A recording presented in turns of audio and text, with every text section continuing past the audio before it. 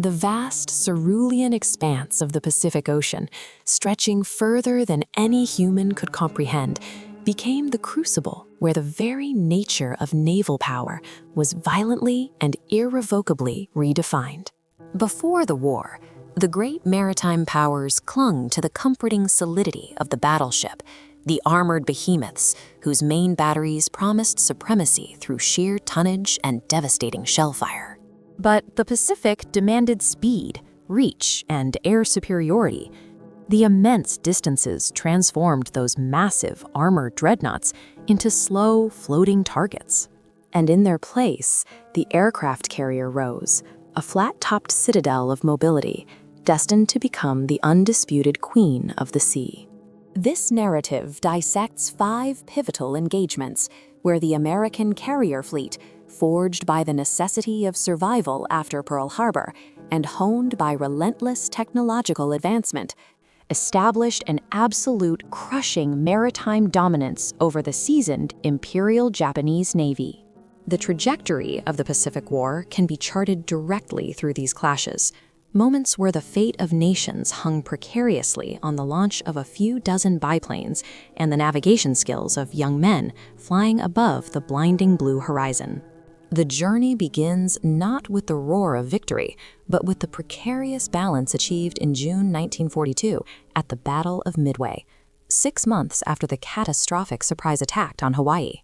The Japanese thrust their main striking force, the WWII, eastward, believing one final massive blow could force a negotiated peace.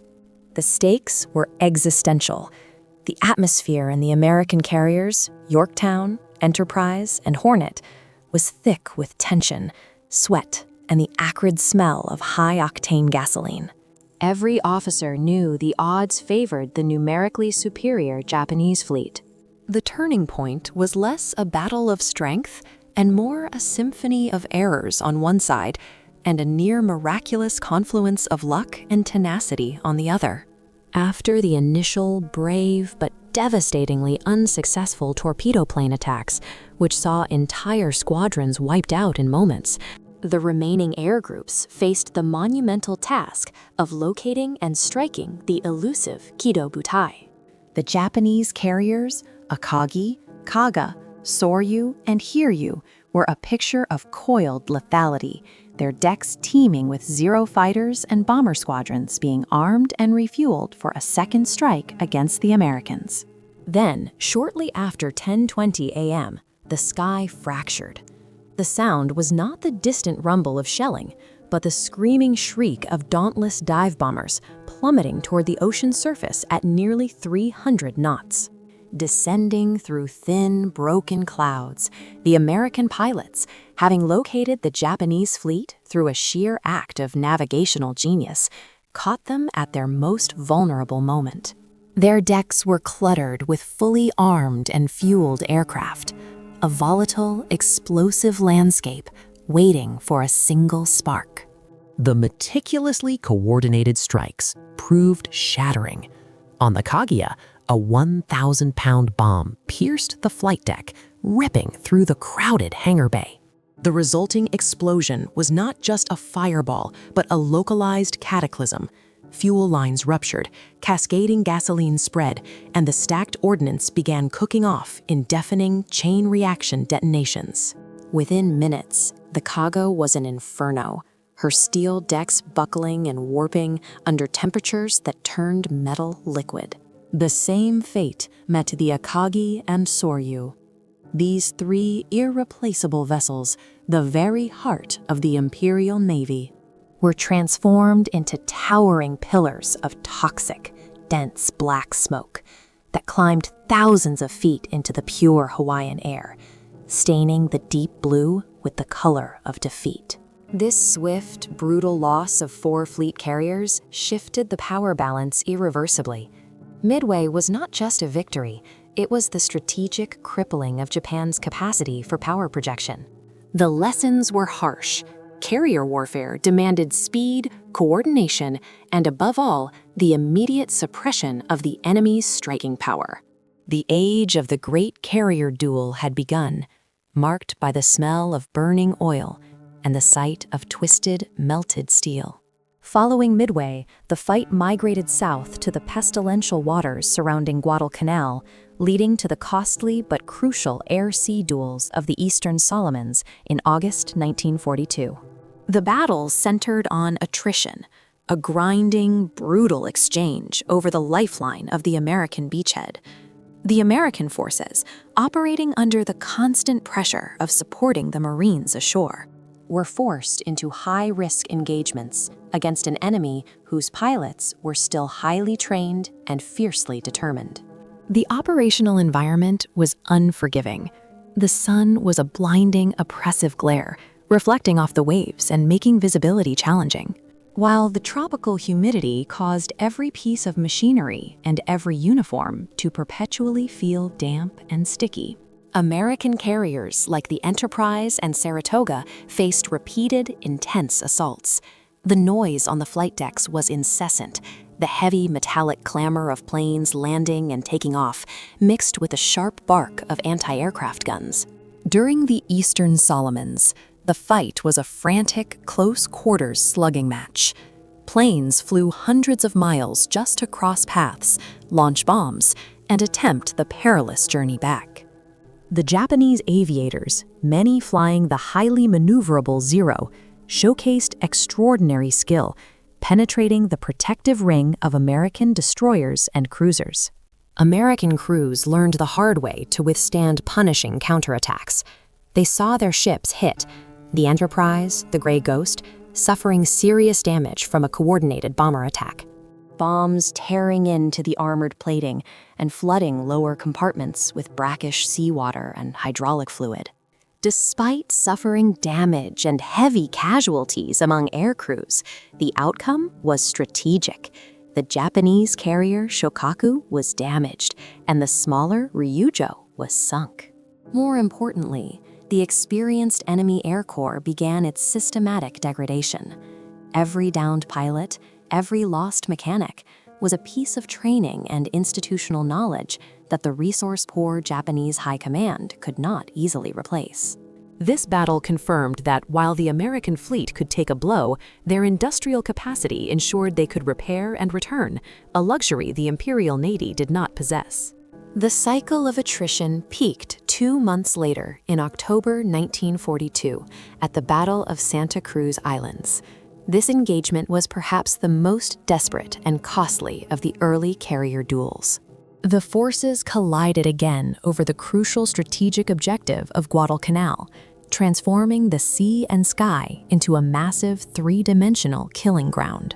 The American fleet, centered around the Hornet and the Enterprise, found itself engaged in a ferocious, sustained air-sea brawl. Sensory details dominated the experience. The incessant, rhythmic thump-thump-thump of high-explosive shells from the 5-inch guns. The smell of burning rubber and aviation fuel permeating the air, and the feeling of the carrier deck shuddering violently as near missions sent massive plumes of water, dirty, oily gray columns, skyward, showering the exposed deck crews in salt spray. The Hornet bore the brunt of the assault. Hit repeatedly by dive bombers and torpedo planes, the famous carrier that had launched Doolittle's Rears became a doomed hulk. The decks were a mess of twisted wreckage, ruptured steam pipes, and the awful, thick viscosity of spilled aviation gas. Attempts to save her were futile. The sheer volume of damage and the relentless follow-up attacks rendered salvage impossible. She sank, a devastating loss that temporarily reduced the operational American carrier fleet in the Pacific to just one battle-worthy vessel, the scarred and resilient Enterprise. Yet, even in the loss of a major carrier, American resilience proved defining. While the tactical scorecard appeared balanced, the strategic balance tipped further in favor of the United States. The American pilots, though taking heavy losses, were rapidly honing their skills, learning to use the defensive strength of the Grumman Wildcat fighter, and practicing critical damage control that allowed their carriers to absorb punishment and keep fighting. Conversely, the Japanese suffered crippling losses of irreplaceable air crews and aircraft, further depleting the institutional knowledge that had carried them through the opening months of the war. Santa Cruz represented the final, truly high-risk operation for the Japanese carrier fleet. They won the battle, but lost the capability to consistently challenge the growing American air superiority thereafter. The attrition was finally tilting the scales entirely. The true zenith of American carrier dominance, however, did not arrive until June 1944 at the Battle of the Philippine Sea, an engagement so one-sided it earned the infamous moniker, the Great Marianas Turkey Shoot. By this point, the American fleet, now designated Task Force 58, a formidable armada consisting of 15 fast carriers, was a technological marvel, an almost unstoppable engine of destruction. The atmosphere prior to the battle was one of measured confidence rather than the desperate tension of 1942. The American crews had superior, newer aircraft, the rugged F-6F Hellcat, a fighter designed to absorb damage and dominate the skies. More critically, they possessed radar control, a technical marvel that operated deep inside the Combat Information Centers, CICs. Below the flight deck, bathed in the cool, pulsing green light of the radar scopes, operators tracked incoming enemy formations hundreds of miles away. When the Japanese launched their massive waves, or raids, on June 19, 1944, the Hellcats were waiting. The sky became choked not just with the exhaust fumes of engines at full throttle, but with the dense white flak trails of anti-aircraft fire and the shimmering tracers of 50 caliber machine guns. The visual spectacle of the turkey shoot was terrifyingly beautiful and utterly chaotic. Waves of Japanese aircraft, often piloted by inexperienced flyers, relying on outdated tactics, approached the American formations, only to encounter a defensive screen that seemed impenetrable. The Hellcats, faster, more heavily armored, and superior in altitude performance, tore into the formations. American pilots described the scene with clinical detachment, aircraft breaking apart in midair, dissolving into burning debris, trailing black smoke as they plummeted thousands of feet into the deep water below, creating small, transient splashes on the boundless surface. The sheer scale of the massacre was historic. In the course of a single day, the Japanese lost nearly 300 carrier aircraft, an entire generation of flyers wiped out in hours. The American losses were minimal, a few dozen planes, mostly to operational accidents or friendly flak. The battle was a resounding confirmation of the industrial and training gap that had opened up between the two navies. The IJN carriers that survived the day were effectively rendered useless, their air groups eradicated, leaving them as little more than highly visible targets for the inevitable follow-up strikes. The dominance was not limited to air power. American submarines, acting as the silent, unseen scouts of the fleet, also played a crucial role, delivering crippling blows to two key Japanese carriers, the Taiho and the Shokaku, further accelerating the demise of the Imperial Navy's carrier capability. The Battle of the Philippine Sea was the day Japan's naval aviation died. The final, definitive chapter in the story of American carrier dominance unfolded just 4 months later, in October 1944, during the colossal series of engagements known collectively as the Battle of Leyte Gulf. This battle saw the final, desperate strategic gambit of the Imperial Navy, a plan predicated on deception and sacrifice. The American carrier fleet, operating under Admiral William Bull Halsey's command as Task Force 38, possessed power projection capabilities that were now absolute. The Japanese strategy required drawing Halsey's massive carrier fleet away from the critical landing beaches at Leyte, allowing their powerful surface fleets to slip through and savage the exposed invasion force. This task of luring the Americans fell to the remnants of the Imperial Carrier Fleet, commanded by Admiral Jisaburo Ozawa, in the far north of the engagement zone, off Cape Engano. This segment of Leyte Gulf confirmed the total obsolescence of the imperial carrier fleet. Ozawa's force was essentially a ghost armada. His 4 remaining carriers, the Zuikaku, Zuiho, Chitose, and Chiyoda, had barely 100 serviceable aircraft between them, a pitiful number compared to the thousands of planes ready on the American decks. These carriers were designed to be baits, massive floating decoys meant for sacrifice. When Task Force 38 located this northern decoy fleet, the decision to engage was immediate. Halsey's carrier planes launched strike after strike, operating with a surgical precision born of 2 years of constant combat and technological supremacy. There was no intense air-to-air combat. The skies were clear of enemy interceptors. The missions were clinical destruction runs. The visual contrast was stark. American pilots flew over the Japanese decks, noticing the almost pristine cleanliness, the quiet desperation of carriers essentially empty of operational aircraft.